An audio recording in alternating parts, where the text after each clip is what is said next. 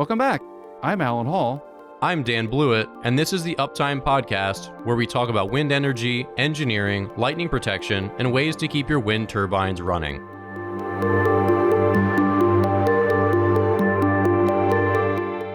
All right, welcome back to the Uptime podcast. I'm your co-host, Dan Blewett, joined here by Alan Hall, our resident lightning protection expert. Alan, how you doing? Great, Dan. How's it been down there? Hey, things are looking sunny. It is DC in the summer now. A lot of sun and a lot of humidity, and obviously there's still been a lot of turmoil in the country, but you know, things are looking up. It's transitioning to summer, so you can't be too unhappy about that. So Washington, D.C. is actually built on a swamp, right? That's what I've heard. Very mosquito-y. Yeah. That's what I wonder. Is it mosquito season yet? Not yet, but I've heard that's a coming. So, yeah. Growing up, I mean, I grew up in Maryland, an hour north, so it was always humid and hot in the summer. But and there's mosquitoes obviously everywhere. But I'm yet to experience full-time residency of the DC mosquitoes. So we'll see. We'll see. And have you seen your murder hornets yet? They've invaded Washington, D.C. No, I don't want any Asian giant hornets anywhere near me. Have you seen those? They've had a sort of similar thing called cicada killers. Have you seen those? They're very big. No. They're like the same they're like 3-inch long, and they have those in Maryland. We had some like right near my house, like in my backyard. But they don't like have a stinger where they would ever attack a human. They just literally, their thing is they will paralyze a cicada with their sting and drag it down to their hole. They live on like a thumb-sized hole in the ground, and they'll drag a cicada back down to their children. But those are so big, and until I like looked them up and figured out that they're harmless, I would like see them outside and swat at them. Then they'd come around and be like, I'm sorry, sir. Like, don't spare me. I didn't mean it. But if that's a real thing with these Asian giant hornets, like the same size, but they are vicious, I don't want any part of that. No, thank you. Yeah. Well, you can keep them down south where it's warmer. Up here where it snows a lot, I think they'll want to stay where that's a little more balmy. Yeah, I'm gonna sneak. We're just too cold. I'm gonna sneak on to the next SpaceX launch and just leave this planet for good. Bugs are only getting bigger now. It's terrifying. So yeah. But speaking of things getting bigger, GE now has a competitor to their world's biggest Halli 8X wind turbine with Siemens Gamesa. So what's the news there, Alan? Well, everybody's trying to show how big they are, and Siemens Gamesa is coming out with a 222 meter diameter rotor offshore wind turbine, which is what, a meter or two longer than the GE Halli system. So the Halli 8X, which has a cool name, is 220 meters rotor diameter with 107 meter blades, and the Siemens Gamesa SG 14-222 double D, just an astonishingly bad name, is a 222 meter rotor diameter, so literally 2 meters longer, and 108 meter long blades. So it's just like exactly, we're just at that point in history, like with the skyscrapers, where it's like, we're just going to put a little taller lightning rod, and now our building's the biggest in the world. And then they add an addition, put a direct TV dish on top of their building, and now they're the highest building in the world. I think we're just at that point, which is, I don't know, it's comical. Very interesting. But at least if you're making the world's biggest wind turbine, give it a cool name. The SG 14-222DD is terrible. That's pathetic. It sounds like one of Elon Musk's children. You know, what is that about, right? They gotta do better. You got to do better. I know Siemens, I know Gamesa can totally do better, and Siemens should be able to do better too. So the two can get together and powwow about it and go, hey, here's a cool name for the largest wind turbine blade known to man. Bang! It is the blah, blah, blah. Yeah. Name it. It needs to have a cool name. I mean, that's the biggest in the world. I mean, yeah, it needs to be better than that. Ferrari doesn't come out with a new model and call it the Model 17-644. It's like, no, the Ferrari. No. Yeah, whatever. Enzo. Right. Yeah, it's got to have a name that fits. This thing's massive. It looks super powerful. It's 14 megawatts up to 15 megawatts with like their power boost technology. And They should have a naming contest. They need to have a naming contest. Everybody can go to Twitter and put in your name for the blade, right? Come on. Yeah. We're all at home with coronavirus. We got nothing to do. We can think of some names. Let's go. yeah, this is the wind turbine that takes the lunch money and shoves all the other wind turbines into their lockers. That's exactly right. But it's called the SG14-222DD. So It's not scary enough, right? it's bullying other wind turbines because it got picked on so much because of its weird name. So Yeah, exactly. Right. Yeah. Oh my gosh. But yeah. go ahead. Well, you know, a blade of that size is going to have carbon fiber in it, a lot of it, to keep the stiffness right, so that thing doesn't collapse on its own weight. Well, they have a really gentle curve in the blades. I'm looking at the video here, and the blades look really elegant. Like they have a really like soft curve towards the tips. They don't have winglets, which we talked about in a previous episode. But what do you think of that blade design? Is that kind of to replace, or not need that winglet? It depends on how much energy they're trying to drive out of it. The surface is so large, I can't imagine an extra. well, I guess they did make it 2 meters longer than GE, right? So, but I can't imagine another meter of blade length is going to make a lick of difference on the power generation there. But maybe it would. But let's go back to the name thing. Gentle Giant, right? Come on, let's pick something. Father Earth. Father Earth. Yeah, I think just corralling us with its big blades. Yeah. Yeah, I think we need a TikTok convention to get on this so we can figure out what to name this blade. But that's a good interesting point. When you go back and look at a lot of different blade names, maybe we're getting spoiled. Maybe that's what problem, Dan, is we're getting spoiled because GE actually came out with a really cool name for a blade, and we've only seen like Gamesa G8, G9. LM likes to list their blades by numbers.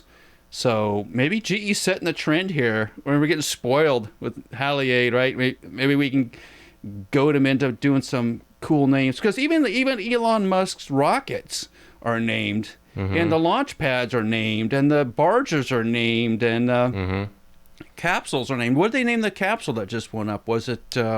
Falcon? Or no, the Dragon. Dragon. Wasn't it the capsule? Dragon, but I think the capsule, the astronauts named Endeavour. Right, so it's like Dragon. Yeah, there's Dragon, then there's Falcon, then there's maybe Dragon's the model, but the actual capsule itself was Endeavour. Yeah, everything. They named everything. They named it. Yeah, which is the right thing to do. Do you know what Halli what it means? Hopefully, it means big blade. So, well, they've had a bunch in their like Halli series. So they had like the 6 megawatts. So that's been like a series. But Halliae, Haliae, were the nymphs of the sea. They were often depicted as beautiful maidens, often riding through the sea on the backs of hippocampi, fish-tailed horses, and dolphins. So that's where Halliae comes from. So they did. They like really named it because they assumed that was going to be obviously an offshore wind turbine. So kudos to you, GE. You're second best now, but first in naming. First in naming, right. Which, if I was Siemens Gamesa, I would call it the Poseidon, because he's the ruler of the sea. So Aquaman, something. Come on, right? We're not sea nymphs. We're the king. But well, GE has time now, right? Because GE just sold off their light bulb division. Yeah, tell us about that. Well, the light bulbs, we always think of General Electric. When you think of General Electric, think of Thomas Edison. And when you think of Thomas Edison, everybody gets to the incandescent light bulb. And GE's been an incandescent light bulb ever since then. And has recently, there's been just a bad downturn on GE on some investments on the insurance side in particular that they've really struggled with. So they're been offloading some of their divisions to square up their financials, and the light bulb business was one of them, which has got to be a little hard pill to swallow, right? And that's the thing you started with, and now you're in jet engines and wind turbine blades. You're in some really interesting industries, but that one, I'm sure, really tugged at a lot of people's heartstrings. Yeah, so it says they sold their 129-year-old lighting division to smart home company Savant Systems. So yeah, it is. It does seem like it's the end of an era, and like you said, the dismantling of GE and their many businesses. Yeah. But yeah, they're not recommended as a good stock to invest in. They have a lot of debt, and so they're trying to get out from under it. So They will. I think that they will. But it always anytime I hear the argument about how Amazon's taking over the world or Facebook, I always go one word, GE. That you think these industries and these companies are going to last forever, and at one point I don't know how many people they employed, but dang near 100,000, maybe more. It would had to be more than that at one point, and now they're got to be way below that. So it's not how the mighty has fallen. It's just like the economics of the time, and it's hard for big businesses to keep changing with the times. But at least you got to give GE credit. I mean, they took a hard look at the books. They made some really hard decisions about a year ago, and they're trying to enact them. Even through all this coronavirus stuff that's going on, they're trying to get the house squared away. And on the wind turbine side, it seems like they're doing a pretty good job of it. That's for sure. They are aggressive marketing. They're aggressive on design. They've got some really interesting concepts coming out. They got some aggressive offshore stuff coming out. So, things are looking up. So even if the light bulb business does go away, and I'm sure it hurts, but at least there's a future for GE. yeah. It's speaking of the other two, Amazon and Facebook, it seems like as much as Amazon is not necessarily beloved in all aspects, like some of their treatment of workers, there's lots of issues there. They still seem to be doing, at least right now, a lot more benevolent work for the world. I don't know if that's the right word to put it, but they're putting money into research, and they're potentially going into healthcare in the future. If anyone's going to find and be able to distribute a vaccine for COVID-19, it's going to be Amazon. Like, they're going to probably be in that. Right. Whereas Facebook, their employees are now retiring. I just saw an employee said he was just ashamed of the company and what they're doing, and he just couldn't work there anymore. Just can't, just because of the moral compass of Zuckerberg. So they seem to be going in two different ways. I mean, regardless of your feelings of Bezos, he does seem like a very shrewd, smart, like innovator, obviously in business. I mean, there's no doubting that. And even though there might be some shortcomings there, it seems like very different leadership styles and moral compasses. So, but doesn't that seem to drive? Doesn't that seem to sync up a little bit though? And maybe it's just part of its luck, part of its skill. But GE had Jack Welch forever, and even before him, there's some pretty. Well, Jack Welch is the one everybody remembers because that's sort of the quote unquote recent heyday of GE. But there's something to having a sort of a smart CEO, executive staff, management that can drive the company forward. And when you don't have that, you struggle. So it's like having the best pitcher in baseball. It makes a huge difference on the opportunity to win a ball game. It does matter too. And Bezos is one of those. Elon Musk's another. You can list them all off. Tim Cook, Apple. You can start listing off those people, and we'll see how this all really rolls in the next 6 months or so. I would like to get a better sense of it 6 months from now. I hate predicting what happens when we're in the midst of some sort of turmoil, because you just hope everybody gets out of it, and then we'll figure out what stability looks like in a couple of months. Yeah. So some unfortunate lightning news coming out of India. So 264 deaths between February and May just from lightning strikes. How is that going on? Not having places to shelter, typically, especially if you're outdoors. Even in the United States, and that happened in the United States, still does. Not to those numbers, though, because the temptation, if you're outdoors, is to shelter under a tree, and trees tend to be lightning rods. And also, you see a lot of times farmers, even in the States, you'll see lightning strikes out in the field, and if you're just stuck out there, it's really hard to get away from lightning strikes. And I don't know if you saw was it this past week where they had a bunch of lightning strikes up in Canada and Washington State. I think they had almost like 50% of the year's total in lightning strikes in one storm. Like, what the heck's going on there, right? So sometimes these really freak things happen when you have so many, just more lightning strikes. And I kind of correlate that to, and there's been some discussion about this recently, of lightning strikes being triggered by essentially particles coming from the sun or solar radiation, making the air in the atmosphere a little more conducive to lightning strikes and changing the way that electricity happens. You gotta wonder if it's not something like that going on. Things like the aurora borealis, right? So you have these particles hitting the atmosphere, and you see this light discharge. There's a thought that lightning could be caused by that, or you can have more lightning strikes and things like that are happening. So sounds like this part of the year is just going to be really high lightning strikes. Maybe it's part of the coronavirus fallout. It's affecting the atmosphere. I mean, nothing surprising at this point, whether it's more lightning and the Kraken rises out of this ocean to just, terrorize the U.S. for a while. Just like 2020 is a nightmare. It's a weird year, right? It's the worst. We barely got into it, and the next thing you know, we're on lockdown, and now the Kraken's coming. So. I mean, I'd be surprised if it didn't at this point. Just knocking off, swatting down offshore wind turbines and clawing up onto the beaches. Oh my gosh! Yeah. Maybe it's because it's 2020. This is some weird. I mean, I don't believe in any of that stuff, but we haven't had I don't know what kind of number you call that, but like since 1919, 2020, next one's coming in 3030. Yeah, we won't see that one. Well, no, 21. What am I doing? Oh, God. Come on, damn math. Yeah. Really, I just leaped 1,000 years, but right. I don't know. Maybe the world is just spinning on a different axis right now because of, I don't know. Boy, it seems like it, doesn't it? It totally seems like it. Because even like this, I saw that lightning strike down in Oklahoma City. Those guys working at the Air Force Base, and their security truck got struck by lightning while they're in the truck, and then the truck catches fire and essentially burns to the ground. You're like, holy smokes, come on, and talk about a bad year for those guys.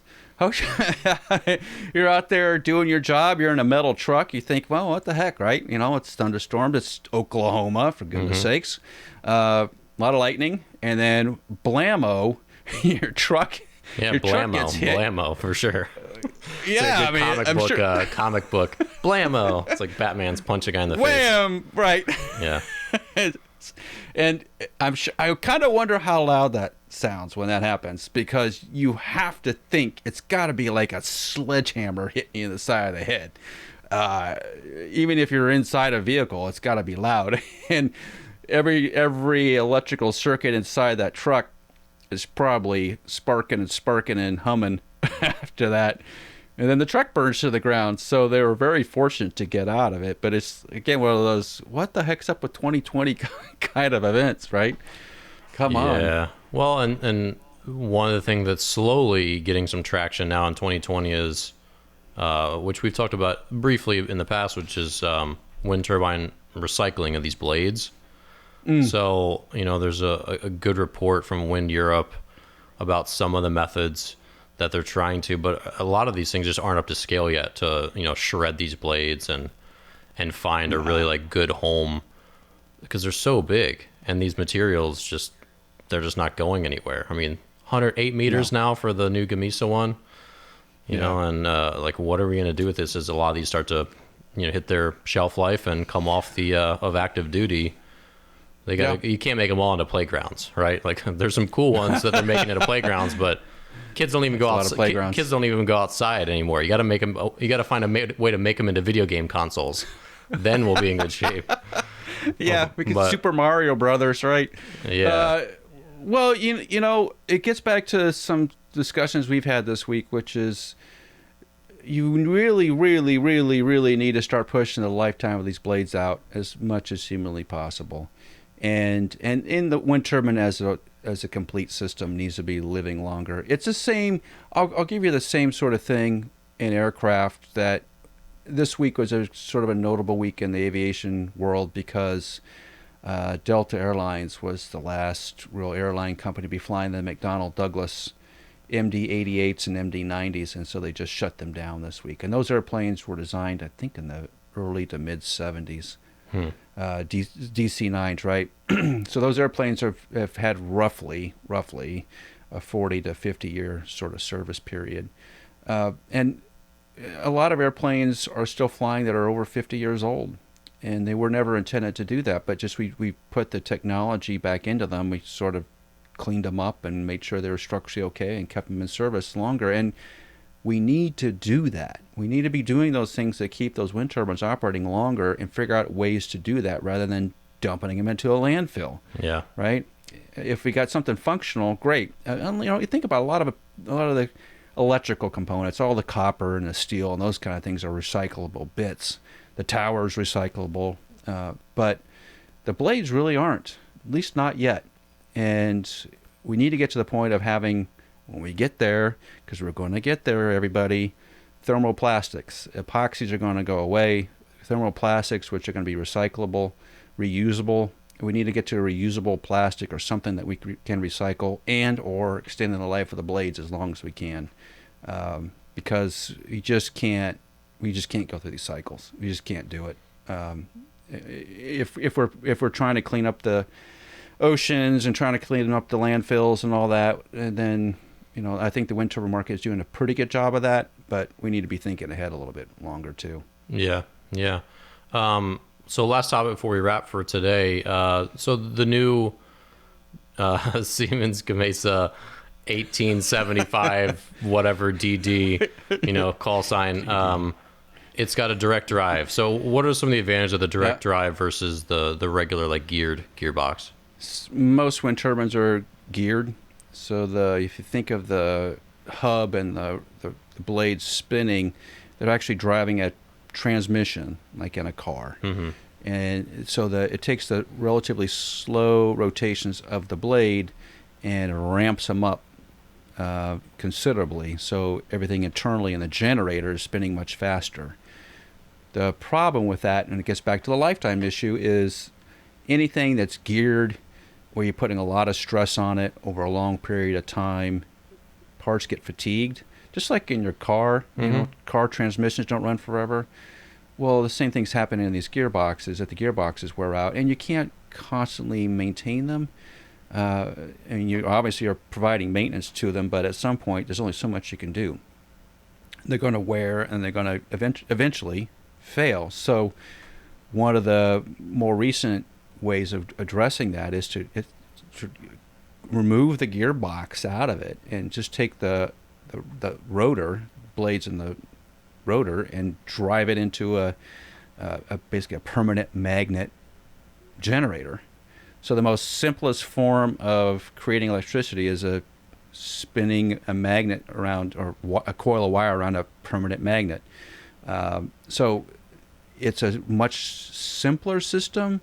There's less copper in a permanent magnet generator than in a geared system. So there's some cost savings, potentially cost saving. It's got to be lighter weight. And the permanent magnets are much better. It's kind of like the battery technology has been more recently. The permanent magnet technology has been better because of the materials we can put into the magnets. So direct drive is most likely going to be the future, and it's just less things to break, which is the goal, right? So even if it may cost a little bit more money, it's probably going to get you to that 20-year service life everybody's wanting to get to. Direct drive, and it's not surprising that Siemens Gamesa is offering a direct drive on this new turbine. Not at all.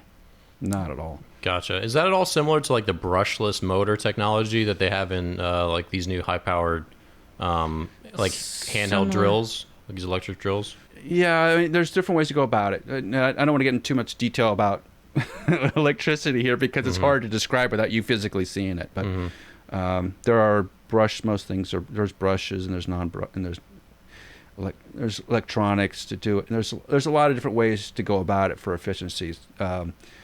It relates to, because the question about efficiency sort of ties into what to do with excess power. So did you see that discussion? I think it was Elon Musk or one of them talking about using wind turbines to create hydrogen gas fuel in the nighttime when there's nothing else going on. When the wind turbines are spinning, you can't use the power on the grid just to make hydrogen with it. Boy, I'm telling you, that's where we're going. Again, using the energy where you can it's hydrogen is like a storage facility. It's essentially what it is. It's like a hydrogen battery. I saw that again this week. There seems to be a lot more things there. And there's more just talk about this new Tesla battery system where they're talking about the 1,000,000-hour battery that Tesla supposedly has developed with a Chinese battery company. It percolates up about every 2 weeks. Like they keep saying they're going to announce it, and they were supposed to announce it back in March, and now we're way past March. So a lot of exciting things coming up. We just got to keep our ear to the ground and see what comes of it. Yeah, the battery technology seems like a really interesting one. There's a lot of companies working on these big energy storage batteries for small towns, for potentially just like the grid applications, not just like the in-home applications or cars or stuff like that. So yeah, it's pretty interesting to see how that'll change things in the future. Yeah, your world and my world will change dramatically if we have this 1,000,000-hour, 1,000,000-mile battery, whatever they want to call it. If that is not just theoretical in somebody's head, but if that is a real thing that they can actually produce and manufacture at some quantity, our lives change a lot in the next 10 years. So now I never have to go outside. I can just play. My whole life becomes a video game. Yeah, you just plug into the Matrix there, Dan. I just go interact with the world with my avatar. My avatar's battery powered, and just that sounds yes. Good. Take your avatar for a walk. Take your avatar dog for a walk. Yeah. Just the whole avatar life. Yeah. Well, that's how they get you. They upsell you. Like you just by going for the one avatar. And then they upsell you the avatar dog, and then you have the avatar cat, and then the avatar wife, and a couple of avatar children. Then suddenly, you can't get away from it. That's how it works. Everything is an upsell, Dan. And then your avatar feels left out that they don't have an avatar, so then you have an avatar for your avatar. It's just, it's where life's going. But yeah, a lot of interesting tech for sure. I just want the self-driving car. That's where I'm at. Of course, I'm not really driving much anyway, but. If I could just You're going to sell your car, right? This is true, but to get another city, I don't have to drive myself there. I can actually like work on my drive. You never get those hours back. I would love to never drive myself in a car again. It'd be great. Yeah, but how are you going to listen to your ebooks? You can't listen while I'm reclining in my self-driving car. What are you thinking? I think you're going to do work in the self-driving car. Now I'm hearing you're going to listen to ebooks. Okay. I can do whatever I want to do because I'm not driving myself. But that sounds like a Super Mario Brothers event. That's what it sounds like. Okay. Fair enough. All right, well, we're going to wrap up today's episode of Uptime. If you're new to the show, welcome. If you're a regular here, thank you for your continued support. Please subscribe to the show and leave a review on iTunes, Spotify, or wherever you listen to podcasts. Don't forget to check out the WeatherGuard Lightning Tech YouTube channel for video episodes, full interviews, and short clips from each show. For Alan and all of us at WeatherGuard, stay safe, and we'll see you next week.